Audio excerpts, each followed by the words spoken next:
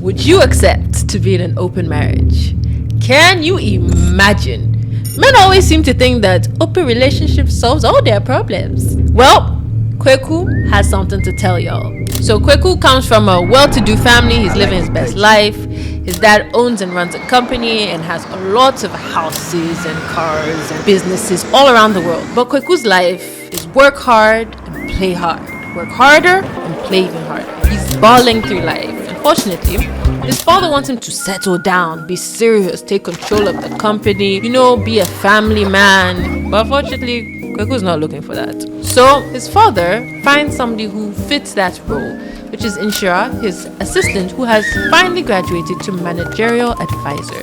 Inshira is a, classy woman. She works hard, she takes care of herself, she's not in the club every other day. And very oftentimes, Kweku's father tells him, "Oh, my son Kweku, see Inshira, marry a girl like Inshira, take her on a date and see what happens." Kweku is not up for looking for problems. He doesn't want to be tied down by this perfect woman his father works with. One day, suddenly, Kweku's father passes away.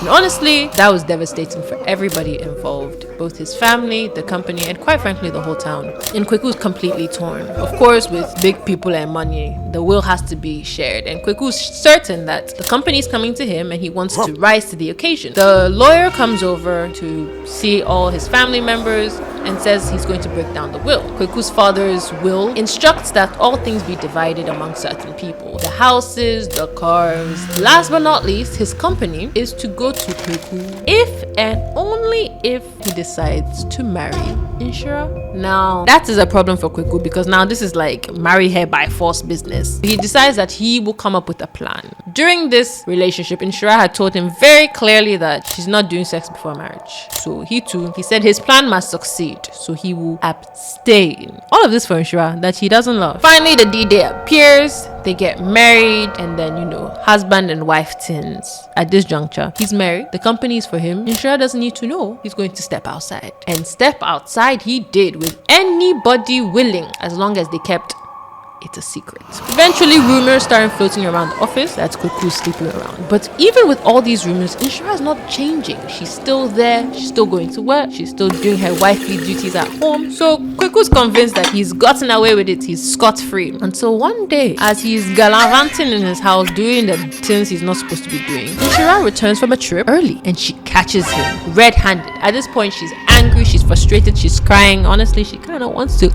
But she decides that, look, you know what? You've taken me for a fool. You have used and abused my love for you. So at this juncture, let us agree on something. We shall have an open marriage. You and I will both sign a contract stating that we can sleep with whoever we want, do whatever we want outside of this relationship as long as we both stay married to each other. Obviously, Inshira's side drafted the contract and Kweku fast said, yes, I can eat my cake and have it and it's all legal and everything's going well for me. You know what? Who can complain? So quick, sharp. He signs the document. Didn't even bother to read much. So months pass. Inshira is getting more used to the freedom she now has. She's talking to people. She's going out late. She's living her best life. Little by little, he gets jealous. He's like, look, I need to win her back. I need to fix this. So, he talks to her, tries to win her back. And she said, look, my guy, you had it, you lost it, keep it moving. She said, no, I'm not closing this open marriage. I am enjoying it as it is. And if you're unhappy, that's your business. So quickly and surely, he falls into drinking and roaming the streets and being miserable. And at a point, Inshira's like, look, I'm not going to do it again. These are your divorce papers, in addition to the open marriage contract. Now,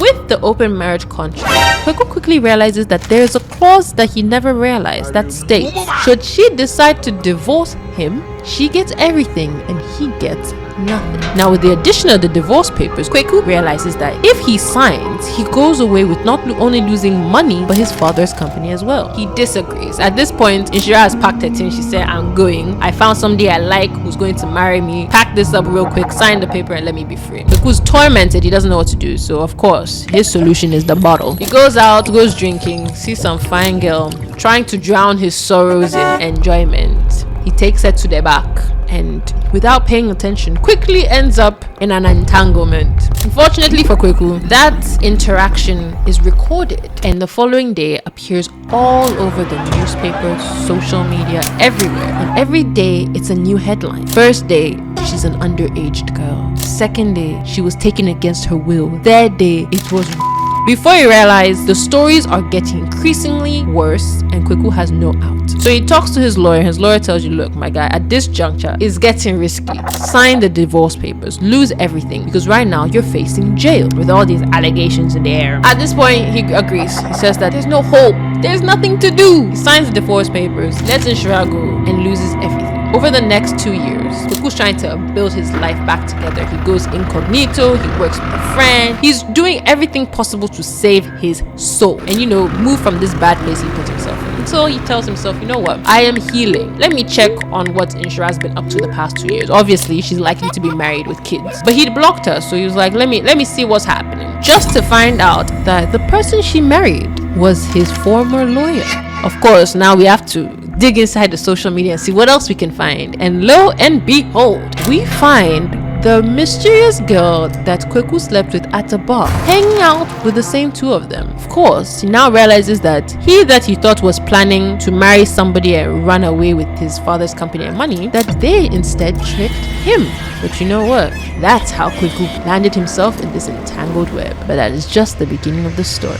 That's about it from us. Don't forget to follow us on all social media platforms and check out nanasenpai.com. Until next time.